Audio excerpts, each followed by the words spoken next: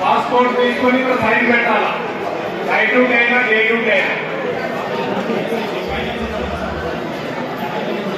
మిగతా వాళ్ళు పాస్పోర్ట్ తీసుకున్న వాళ్ళు వెళ్ళి పాయింట్ మీద ఉంటే మీకు వచ్చి అక్కడ బ్రీఫ్ చేస్తాం.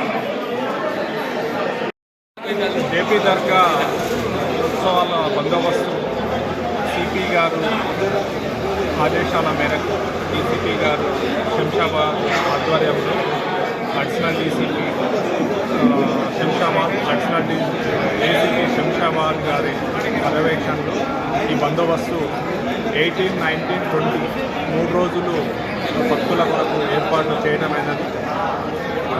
దగ్గర 160 మంది సిబ్బందితో బందోబస్తు ఏర్పాటు చేస్తున్నాము.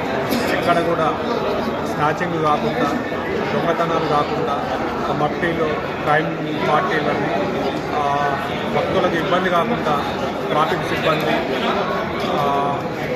భక్తులు క్యూ లైన్లో పోయేటట్టు పోలీసు వారు అన్నీ ఏర్పాటు చేయడం జరిగింది.